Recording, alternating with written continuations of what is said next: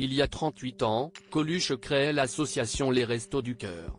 Aujourd'hui c'est son fils, Romain Colaucci qui a repris le flambeau et lance la 4e édition de Radio Resto. Pour l'occasion, ce dernier a donné un long entretien aux Parisiens. Un entretien dans lequel il n'hésite pas à attaquer Emmanuel Macron. Le 26 septembre 1985, Coluche s'est rendu au micro d'Europe 1 pour annoncer la création des Restos du Cœur.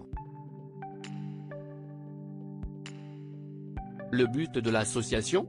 Tout le monde le connaît, mais il est parfois bon de le rappeler, venir en aide aux plus démunis en leur offrant des repas gratuits. Une initiative qui aurait dû ne pas durer dans le temps, mais qui est encore et malheureusement d'actualité aujourd'hui. Ce mardi 26 septembre, marque la 38e année de vie des Restos du Cœur.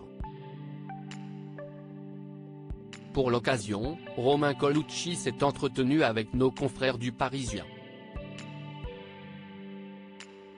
Revenant notamment sur le lancement de la web radio, Radio Resto le 29 septembre prochain à 20h.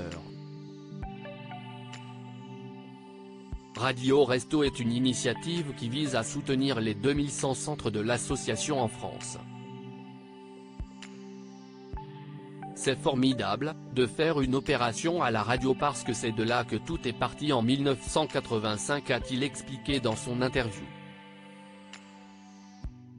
Un entretien au cours duquel, Romain Colaucci a aussi rendu hommage au travail des bénévoles qui aident dans les centres déclarant, certains d'entre eux méritaient une médaille qu'ils n'auront jamais. Le fils de Coluche a aussi profité de son interview pour tacler Emmanuel Macron.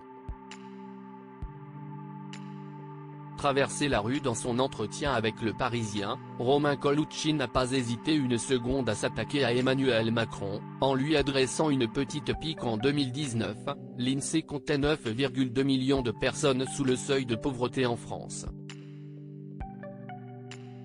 Sans vouloir faire de politique, c'est la précarité qui a traversé la rue, a déclaré Romain Colaucci, qui fait référence à la polémique qu'avait créée Emmanuel Macron en expliquant à un chômeur qu'il suffisait de traverser la rue pour trouver du travail. Une pique qui n'est pas sans rappeler le caractère qu'avait Coluche, qui n'hésitait jamais à s'attaquer aux politiques. Tel père, tel fils.